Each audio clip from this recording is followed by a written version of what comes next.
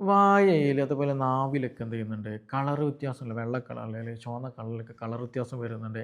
ഇടയ്ക്കിടയ്ക്കൊക്കെ മുറിവുകളൊക്കെ വരുന്നുണ്ട്. അപ്പോൾ സ്വാഭാവികമായിട്ടും നമുക്കൊരു ടെൻഷൻ ഉണ്ടാവും, ഇത് ക്യാൻസർ ആവോ അല്ലെങ്കിൽ ക്യാൻസർ ആണോ എന്നുള്ളത് അല്ലേ. അപ്പോൾ പ്രത്യേകിച്ച് പുകവലിക്കുന്നവർ അല്ലെങ്കിൽ പാൻ ഒക്കെ ചവക്കുന്ന ആളുകളൊക്കെ ആണെന്നുണ്ടെങ്കിൽ സത്യത്തിൽ അവർക്ക് വരാനുള്ള സാധ്യതയും കൂടുതലാണ്. ഇനി അതാകുമോ എന്നുള്ള ടെൻഷനും ബേജാറൊക്കെ നല്ലോണം ഉണ്ടാകും എന്നുള്ളതാണ്. അപ്പോൾ ഇന്നിവിടെ നമ്മൾ ഡിസ്കസ് ചെയ്യാൻ പോകുന്ന ടോപ്പിക് ഇതിനെക്കുറിച്ച് വേറെ ഒന്നുമില്ല, എങ്ങനെ നമുക്ക് ഒരു ക്യാൻസറിൻ്റെ ലക്ഷണം മുൻകൂട്ടി, വായിലുള്ള ക്യാൻസർ മുൻകൂട്ടി നമുക്ക് അറിയാൻ പറ്റും, അതിന് നമുക്ക് ട്രീറ്റബിൾ ആണോ, നമുക്ക് അതിന് എന്തൊക്കെ മാർഗ്ഗങ്ങളുണ്ട് മനസ്സിലാക്കാൻ എന്നതിനെ കുറിച്ചിട്ടാണ് ഇന്നിവിടെ നമ്മൾ ഡിസ്കസ് ചെയ്യാൻ പോകുന്നത്. എൻ്റെ പേര് doctor Siraj, medical officer, QNB health care, Koduvally.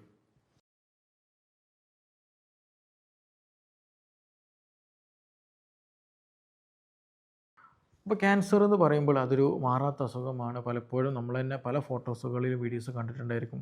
കവിളൊക്കെ മുറിച്ചത് അല്ലെങ്കിൽ താടിയെല്ലാം ഒന്നാകെ മുറിച്ച് പോയത്, ചവക്കാനും ഭക്ഷണം ഇറക്കാനൊക്കെ പ്രയാസപ്പെടുന്ന പലതരത്തിൽ നമ്മൾ കണ്ടിട്ടുണ്ടായിരിക്കും. അപ്പോൾ അതുകൊണ്ട് തന്നെ നമുക്ക് എല്ലാവർക്കും ടെൻഷനുള്ള ഒരു സംഗതിയാണ് ക്യാൻസർ എന്ന് പറയുന്നത്. പെട്ടെന്ന് മാറിക്കിട്ടില്ല എന്നുള്ളതാണ്. അപ്പോൾ ഇതിൽ ചില അടയാളങ്ങൾ നമ്മൾ നോക്കുകയാണെങ്കിൽ നമുക്കിത് നേരത്തെ ഫൈൻഡ് ഔട്ട് ചെയ്യാം, നേരത്തെ മനസ്സിലാക്കാൻ പറ്റും എന്നുള്ളതാണ്.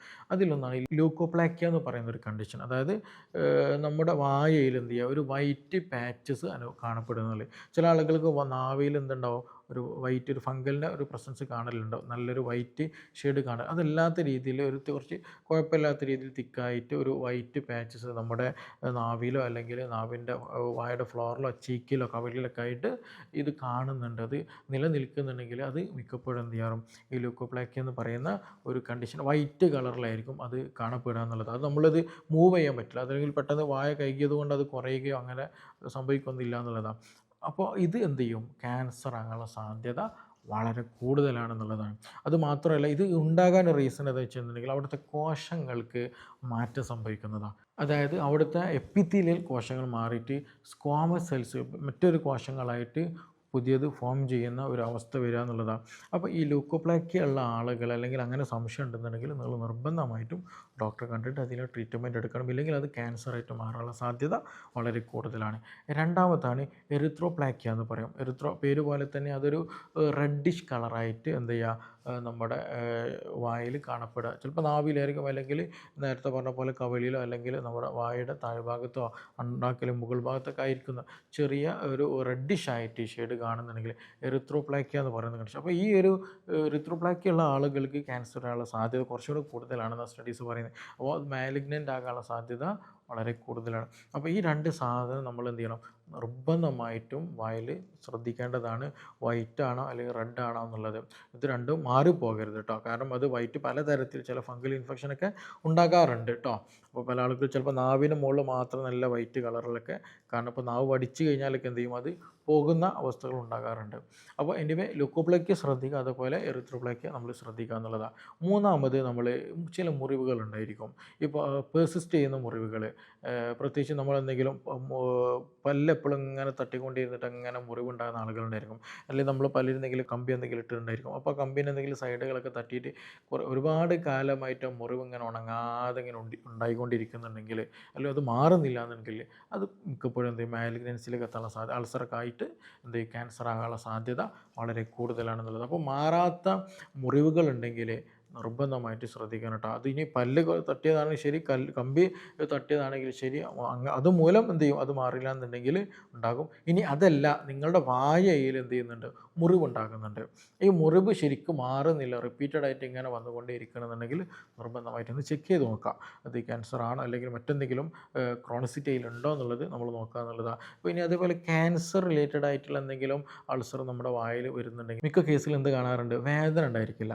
അതായത് ഒരു വൈറ്റ് സാധാരണ അൾസർ പോലെ ഉണ്ടായിരിക്കും, പക്ഷെ അത് പെയിൻലെസ് ആയിരിക്കും എന്നുള്ളതാണ്. ഒരു ചില കണ്ടീഷനിലേക്ക് നമുക്കത് ശ്രദ്ധിക്കാൻ പറ്റും എന്നുള്ളതാണ്.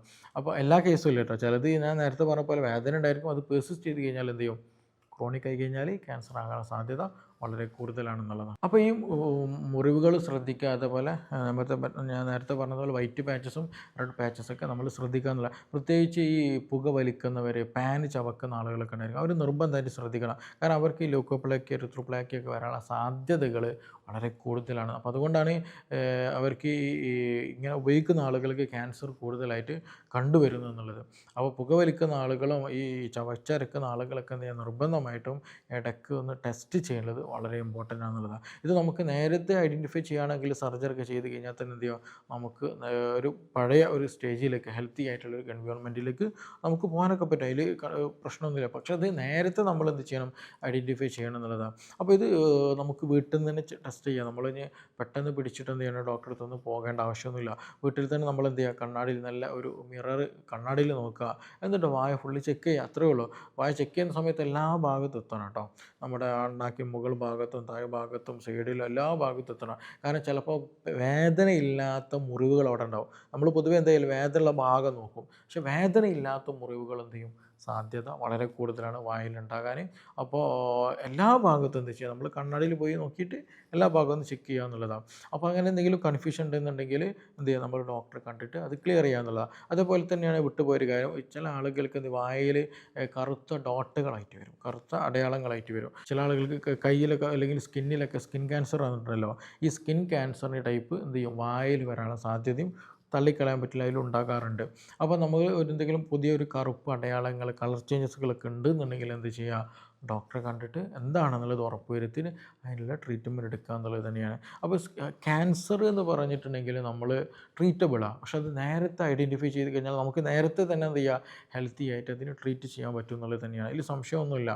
അപ്പോൾ ഈ പറഞ്ഞ വിഷയത്തിൽ ഈ പറഞ്ഞതുപോലെ നിങ്ങൾ ചെയ്യുകയാണെന്നുണ്ടെങ്കിൽ നിങ്ങൾക്ക് ഈ ക്യാൻസർ വായിൽ വരുന്നതിനെ തൊട്ടിട്ട് നമുക്ക് കുറേയൊക്കെ നമുക്ക് സംരക്ഷണം ലഭിക്കാൻ പറ്റും. നേരത്തെ ഇനി ഉണ്ടെങ്കിൽ തന്നെ നേരത്തെ അറിയാനും അതിന് പെട്ടെന്ന് ട്രീറ്റ്മെൻറ്റ് എടുക്കാനൊക്കെ സാധിക്കുന്നതാണ്. അപ്പോൾ ഈ വിഷയത്തിൽ നിങ്ങൾക്ക് എന്തെങ്കിലും സംശയമുണ്ട്, കൂടുതലൊക്കെ അറിയാൻ താല്പര്യമുണ്ടെങ്കിൽ താഴെ തന്നുള്ള നമ്പറിൽ ബന്ധപ്പെടാവുന്നതാണ്.